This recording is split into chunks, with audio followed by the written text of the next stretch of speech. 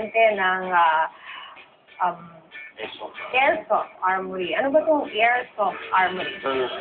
Actually, nag-start to about 20 years ago. But no, this time, simula nung lumabas yung mga China-made guns, mas affordable na siya for the average Filipino.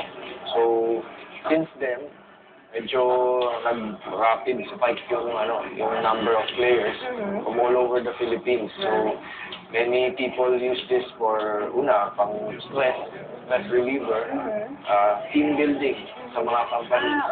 So, yan yung pinakadalawang main purpose ng sport gun. So, aside from that, karamihan ng mga naglalaro naiiwas sa vices. Normally, yung mga hobbies is there para maubos na yung pera nila para pang mission. Mike, let's tell our televiewers kasi let's inform our televiewers about the Airsoft. Yes. Okay. Ano bang kaibahan nito? Kasi kanina pinag-uusapan natin yung difference nito. Why is it interesting and how can we encourage our televiewers na itry natin ito? Number one, yung mga fanatics sa military want to watch mga palabas like Black Hawk Down, Force of the Sun. Gusto nila nakita ko Rambo. Yung mga ganyan. Mahilig sa ganyan yung mga fanatics makipagmarilan, lalo na yung mga, I'm sure, yung mga bata dyan na nung bata sila is bang. But now, meron ng medium to really reenact yung mga actual warfare scenarios sa Iraq or but not using the actual gun, being safe. It's all about honesty, actually. And skills. You actually have skills. That's the excitement there. You get to hold close to the real thing gun, and yet it's not. And you get to shoot people. Tatapakin mo yung mga...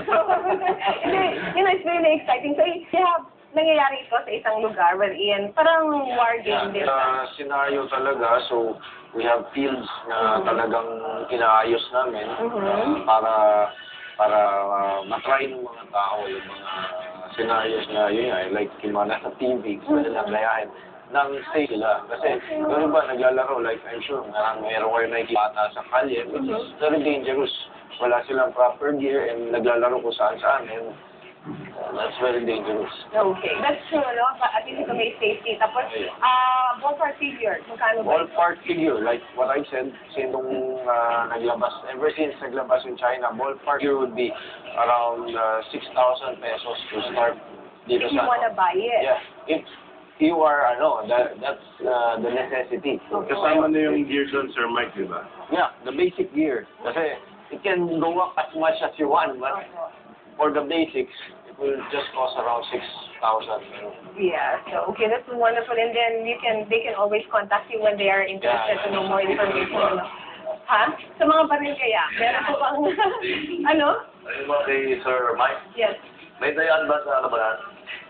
Yes, there is. Maraming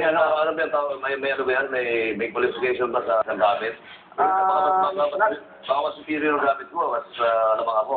Ano ba ganyan? Yun nga yung sinasabi ko kay ma'am, if naglalaro kayo outside the required field, medyo hindi mariregulate yan. Tapos mga